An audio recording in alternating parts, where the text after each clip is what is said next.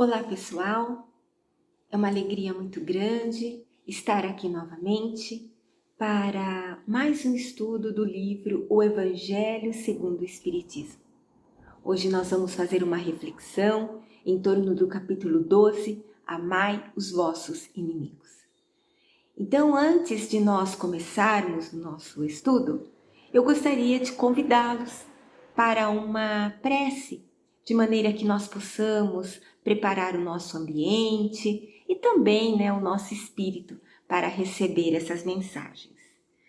Então vamos nos acalmar e pedir a Jesus que nesse momento que nós nos encontramos para as reflexões em torno dos seus ensinos, nós queremos agradecer pela oportunidade, a oportunidade de aprender e também pedir que Ele esteja conosco, nos inspirando e nos intuindo para o melhor entendimento dessas verdades, de maneira que elas tragam para nós o bem-estar para o nosso espírito. Fica conosco, Jesus, agora e sempre.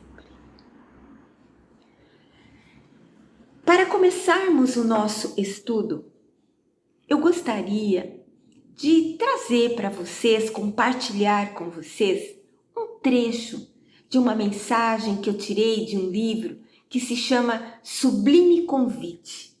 Ele é do Espírito Augusto e esse livro foi psicografado pelo Clayton Levy. Num trecho dessa mensagem desse livro, o Espírito Augusto nos diz que a mensagem trazida por Jesus ao nosso mundo, ela tem essência transformadora. E ele diz que todos aqueles que compreenderam a mensagem de Jesus experimentaram profundas transformações interiores, deixando para trás velhos conceitos de vida.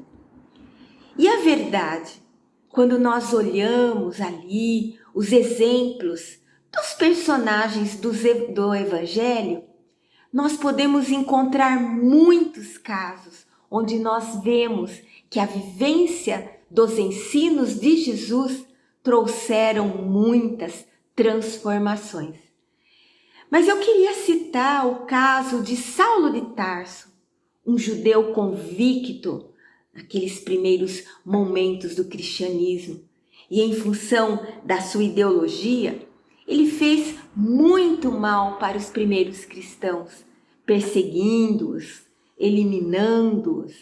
No entanto, ao encontrar com Jesus na estrada de Damasco, ele vai mudar radicalmente o seu modo de pensar, ele altera o seu nome de Saulo para Paulo e se torna o maior divulgador da doutrina do Cristo, levando principalmente aos estrangeiros, aquele que eram denominados os gentios, os ensinos de Jesus. Paulo é considerado o apóstolo dos gentios, dos estrangeiros. Quando Jesus entra em cena, bem antes de Paulo começar a sua tarefa e traz ali a sua doutrina, essa doutrina ele vai desenvolver e vai adaptar os ensinos que aquele povo recebeu de Moisés e vai trazer para eles uma nova visão. Como, por exemplo, eles aprenderam com Moisés: amarás ao teu próximo e aborrecerás ao teu inimigo. E Jesus vai trazer uma nova roupagem para esse ensinamento. Jesus vai dizer: amar ao inimigo e fazer-lhe o bem, orar por ele. Então Jesus vai estimular aquele povo a uma conduta moral mais evoluída. Por isso que no Evangelho de Mateus, lá no capítulo 5, nos versículos 38 a 42, nós vemos Jesus ensinando: vós tendes ouvido o que se disse, olho por olho e dente por dente. Eu, porém, digo-vos que não resistais ao mal. Mas, se alguém te ferir na tua face direita, oferece-lhe também a outra. E ao que quer demandar-te em juízo e tirar-te a túnica, larga-lhe também a capa. E se alguém te obrigar a ir carregado 1000 passos, vai com ele ainda outros 2000. Dá a quem te pede e não volte as costas ao que deseja que lhe emprestes. Né? É assim que está registrado lá no Evangelho de Mateus.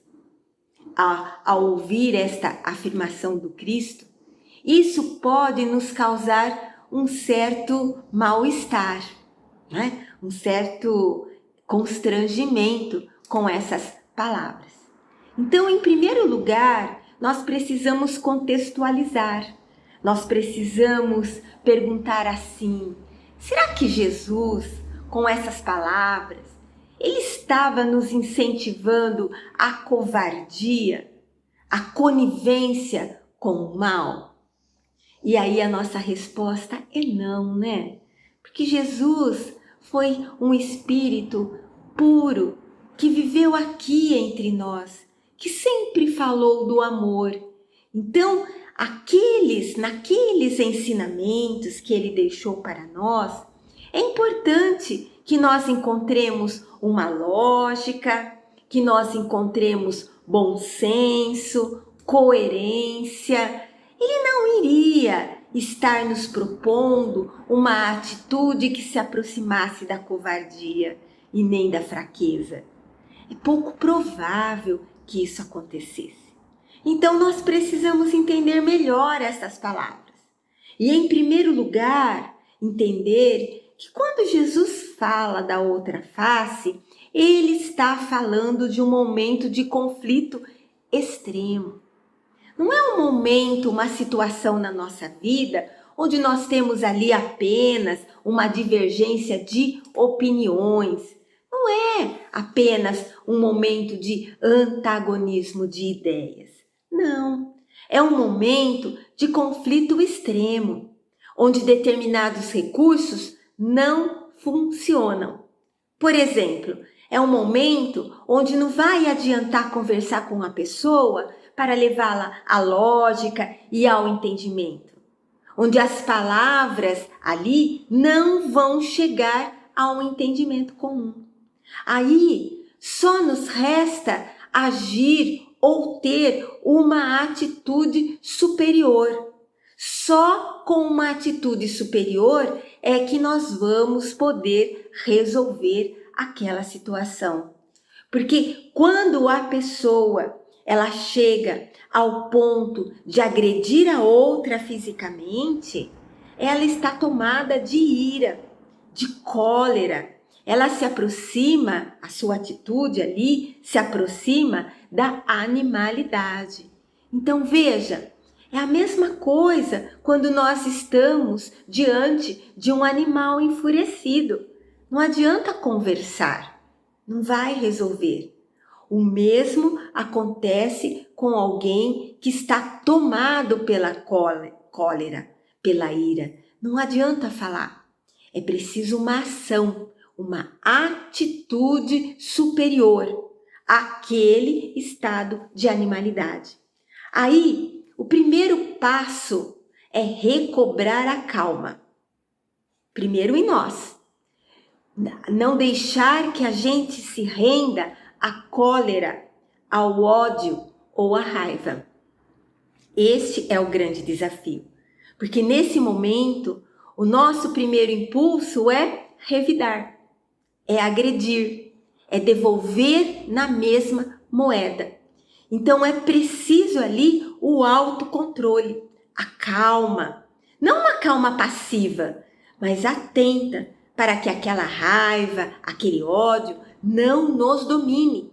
E aí a gente não agrave ainda mais aquela situação de conflito. Então é isso que Jesus está dizendo quando ele fala do oferecer a outra face. Que nós tenhamos uma atitude consciente uma atitude de alguém que está em posse de si mesmo, para não termos uma atitude no mesmo nível do agressor. E como que a gente faz para conseguir isso? Bom, primeiro, nós vamos precisar usar a calma, que vai mostrar ali naquela situação a crueldade da ação do outro. Nós vemos isso em alguns momentos, quando alguém age de forma intempestiva e diante da calma do outro, ele para, ele pensa e fala, né? Nossa, passei dos limites. Então, a mesma coisa, a gente precisa, diante daquela atitude alterada, ter ali a calma. Uma segunda opção é nós nos afastarmos daquela situação, dizendo para o outro: olha, eu vou me afastar, porque a situação vai levar para uma situação muito ruim, não vai dar um bom resultado. Então a pessoa vai e se afasta. E a terceira opção é nós buscarmos ajuda com pessoas que possam intervir para que algo não aconteça. Então, são todos tipos de posturas que nós podemos adotar, mas, sem dúvida nenhuma, o primeiro passo é recobrar o controle de si mesmo, de nós mesmos. Então, veja, tudo envolve uma postura, envolve ações e não palavras, que nesta situação, nesses momentos, não funciona. Então é isso que Allan Kardec vai trazer para nós nesse capítulo 12 do Evangelho segundo o Espiritismo. Ele vai nos explicar que quando Jesus disse: não resistai ao que vos fizer mal, mas se alguém te ferir na face direita, oferece-lhe também a outra, ele está nos trazendo ali um novo ensinamento. Um ensinamento bem diferente daquele que aquele povo estava acostumado a praticar. Tanto que Allan Kardec comenta sobre isso. Ele diz que para o orgulhoso, essa máxima parece uma covardia, porque ele não compreende que há mais coragem em suportar um insulto que em se vingar. Allan Kardec explica que por essas palavras, Jesus ele não proibiu a defesa, mas ele sim condenou a vingança. Quando ele pede para oferecer uma face, quando formos batidos na outra, em outras palavras, ele está nos pedindo que não devemos retribuir o mal com o mal, que nós devemos suportar pacientemente uma injustiça, usando de uma atitude superior, porque é melhor sofrer a injustiça que cometê-la, que vale mais ser enganado que enganar, ser arruinado que arruinar os outros. Nós que aceitamos os ensinamentos do Mestre e os conceitos da doutrina espírita, nós sabemos que existem leis no universo que se interrelacionam. As leis, elas estão todas ligadas, né? Não há uma única ação no bem que não seja recompensada, assim como não há uma única ação equivocada no mal que não exigirá de nós uma reparação. Assim, o que parece injusto não vai ficar sem correção dentro das leis de Deus. Então, não é preciso que usemos da vingança, porque a fé na vida futura, na imortalidade da alma e na justiça de Deus nos ensina que jamais Deus deixa o mal impune e que Ele nos dá força para suportar pacientemente os atentados aos nossos interesses e ao nosso amor próprio.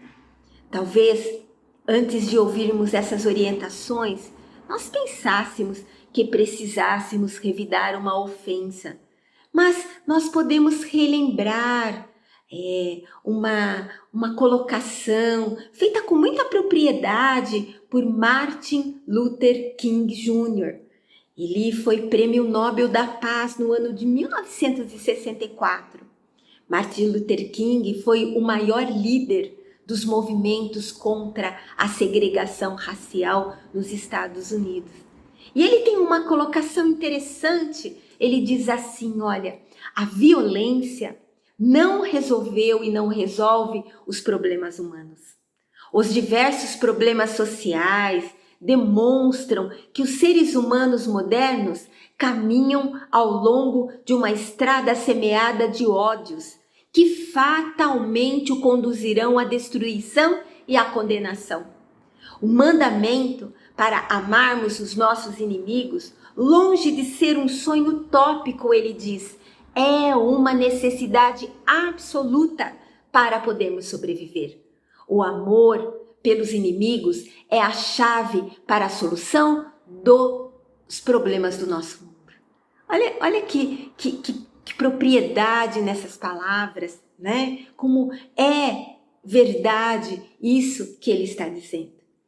E Allan Kardec, nesse capítulo, ele também coloca ali uma mensagem muito linda do espírito Jules Olivier, uma mensagem recebida no ano de 1862 na cidade de Paris. Eu destaquei aqui alguns ensinamentos desse espírito para comentar com vocês hoje. Esse espírito diz assim, olha, que a vingança, ela é um dos últimos resíduos dos costumes bárbaros que tendem a desaparecer entre os seres humanos. Ele diz que a vingança é um dos vestígios daqueles costumes selvagens em que se debatia a humanidade no começo da era cristã, e que ela é um indicativo do atraso dos seres humanos. Esse espírito, ele comenta que uma pessoa vingativa, ela pode agir de duas maneiras. Na primeira, quando ela é mais forte, ela se atira como uma fera sobre o inimigo, cheio de raiva, cheio de ódio. E outras vezes, ele diz, ela assume uma atitude hipócrita, dissimulada de maus sentimentos. Ela persegue o inimigo sem que este desconfie e aguarda um momento propício para se vingar. Aí ela usa de calúnia, de insinuações maldosas, para que o perseguido fique desmoralizado entre os amigos, entre os seus conhecidos. Esse espírito, Jules, ele diz que o covarde que se vinga dessa forma, ele é 100 vezes mais criminoso que aquele que vai direto ao inimigo e o insulta face a face. Então, olha só, já fazem mais de 2020 anos que Jesus esteve aqui no nosso mundo. E durante todo esse tempo, nós vemos que o ser humano ele evoluiu muito intelectualmente. Mas agora nós precisamos evoluir moralmente. E isso começa com o controle dos nossos impulsos negativos. Os amigos espirituais, eles nos pedem para que nós paremos um pouco, para que pensemos que é importante utilizar os ensinos do Cristo e implantar em nós uma ação transformadora, como disse o Espírito Augusto no início da nossa conversa, na mensagem que eu destaquei para vocês, para que a gente retome o controle da situação com posturas mais equilibradas. Por isso que os amigos espirituais pedem tanto para que a gente perdoe as ofensas. Porque o perdão, ele não significa uma ignorância do que foi feito para nós. Ele significa que aquela má ação deixou de ser uma barreira entre as relações mútuas, criando ali uma atmosfera necessária para um recomeço. Além do mais, o Espiritismo ele tem por divisa o lema: fora da caridade não há salvação. E o perdão, dizem os amigos espirituais, é uma forma de caridade. Só há um sentimento capaz de anular a vingança. E esse sentimento é o perdão. Sabe, o Espírito Emmanuel, na psicografia de Francisco Cândido Xavier, ele tem um livro muito lindo que se chama Paulo e Estevão. E na primeira parte do livro, quando Estevão, que tinha sido um judeu e que depois acaba se convertendo ao cristianismo e começa a divulgar os ensinos de Jesus, essa atitude de Estevão, ele desperta o ódio de Saulo, que era um grande conhecedor das Escrituras e um grande defensor das leis de Moisés. Saulo, ele se transforma num grande adversário de Estevão e conspira a sua morte, junto com os demais doutores da lei. Saulo não sabe, mas Estevão, que ele persegue tanto, é o irmão desaparecido de Abigail, a sua noiva. Estevão, ele é condenado e segue para a morte sem reclamar, sem maldizer os seus perseguidores, confiante no Cristo. Estevão, ele é apedrejado. E quando ele já está quase sem vida, antes de retornar ao plano espiritual, Abigail, que estava ali, vendo aquele apedrejamento, vai até ele, encontra Estevão, seu irmão, e naqueles últimos momentos, ela fala a Estevão que Saulo, o seu perseguidor, era o seu noivo e que eles iriam se casar. E aí, as últimas palavras de Estevão sobre o seu inimigo foram para Abigail: Cristo os abençoe. Não tenho no seu noivo um inimigo, tenho nele um irmão. Saulo deve ser bom e generoso, defendeu Moisés até o fim. Quando conhecer a Jesus, servi-lo-á com o mesmo fervor. Sê para ele a companheira amorosa e fiel. Então, olha que exemplo Estevão traz para nós.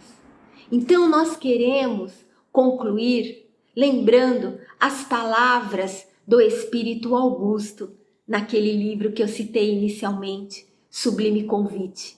A tarefa de Jesus é de transformar os padrões morais da sociedade. Por isso, esse ensino de não revidar o mal com o mal faz todo sentido. As criaturas, elas podem experimentar paz interior, ainda que cercada pelas maiores dores. Então, que nós possamos refletir nesses ensinos de Jesus, repensar algumas situações já tomadas, voltar atrás, se for o caso, e fazer escolhas que realmente tragam a paz e a felicidade para a nossa existência. Que Jesus nos abençoe, hoje e sempre. E agora, nós vamos fazer a nossa vibração. Vamos nos preparar para também podermos nos ajudar e ajudar aqueles que precisam. Então nós vamos dizer assim: Senhor, ampara o nosso propósito de servir, que em teu nome e com o auxílio dos bons espíritos nós possamos ajudar aqueles que estão mais necessitados do que nós. Então, Pai, há aqueles que estão muito infelizes, mas dentro da sua misericórdia há muitos meios de socorro, muitos recursos para reanimar as pessoas. Então, de toda a alma nós te rogamos, Abençoa os que sofrem. Dá a cada sofredor a suavização de suas dores e a suavização para suas tristezas. Vibremos.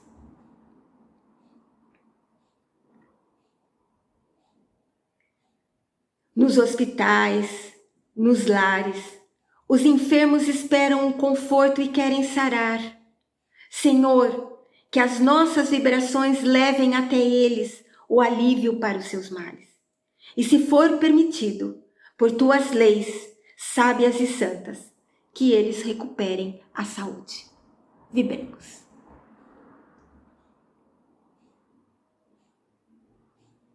Quanto a nós, Senhor, pedimos perdão pelas nossas faltas. Ajuda-nos a desenvolver as virtudes que colocastes dentro da nossa alma. Queremos muito, muito cumprir os nossos deveres para alcançarmos o aperfeiçoamento espiritual, para assim podermos ter a verdadeira felicidade. Vibremos.